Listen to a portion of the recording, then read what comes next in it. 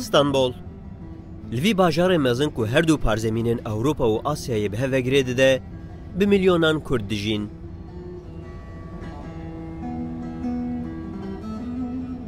Ew qas ku di hilbijartinên herêmî de bi giraniya dengê xwe karibûn şaredariya bajêr ji aliyekî derbasî aliyekê din bikin.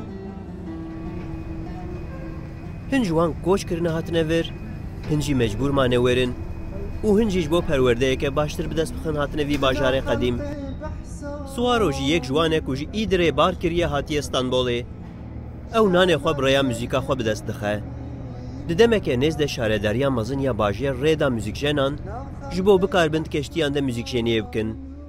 Swaro jî yek ji wan kesan bû ku serî lê dane û bi saya behremendiya xwe vî mafê karkirinê bi dest xistiye û bûye yek ji muzîkjenên keştiyan. Di van rojan de keştiyên Stenbolê de dengê gotinên Feqiye Teyran Aydîlberê û ya Cegerxwîn şevçû bang dide.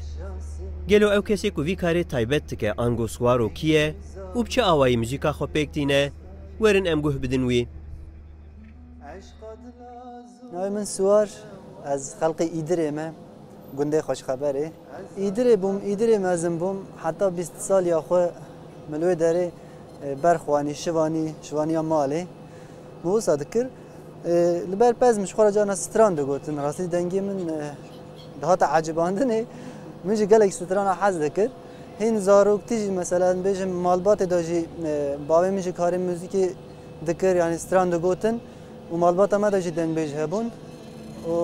Yani rastî malbatê jî hinekî eleqedarê muzîkî bû, nav muzîkê de hebû.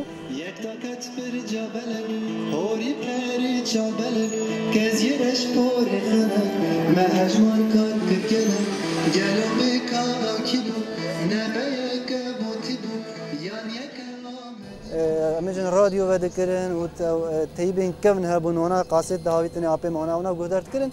Timî wisa mereqeke min li ser muzîkê çê bû?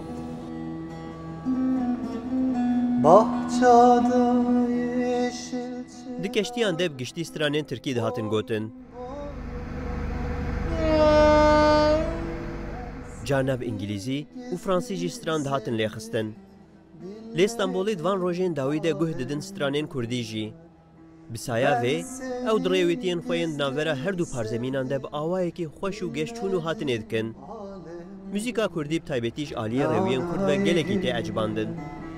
Nanay tokahkü, nanay, nanay, esmer yarimsin nanay, nanay, kibar yarimsin nanay. Ya rastî keştiye de stranê Kurdî Hawlê hinekî tirs li ser me hebû. Bi paşê min got cesaret bikim ez bibêjim hereka nêzîkatiya millet. Çend ji ber ku cara yekem keştiya de min stran gotin, hîna jî kes xênî min nabêje. Saleke ez keştiya de stranê Kurdî dibêjim. Ay dilberê, ay dilberê, pejna zira serkemberê.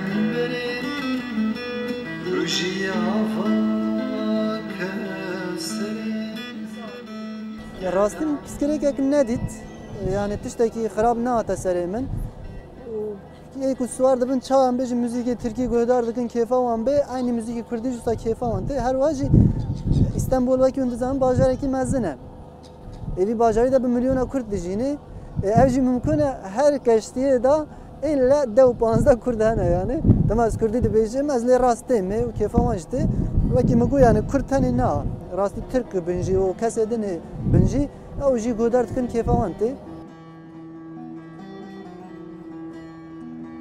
Li baxê min bu zivistan, ay dilberê dem gulistan. Li baxê min bu zivistan, Li Tirkiye demeke dû û dirêj stranên Kurdî qedexe bûn. Gelek kes bi awayekî veşarî li vê muzîkê guhdarî dikirin.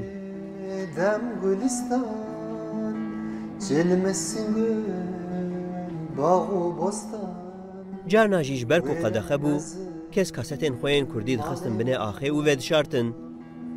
Ay dilberê qeme nale Lê îro wek ku tê dîtin vî bajarê herî mezin yê Tirkiyê, Kurd li ser deryayê kiştiyan destranên xwe dibêjin û lê guhdarî dikin. Ay dilberê qeme nale Em jî guh didin vê muzîka xweş û rêwîtiya xwe ya bêhempa dikin.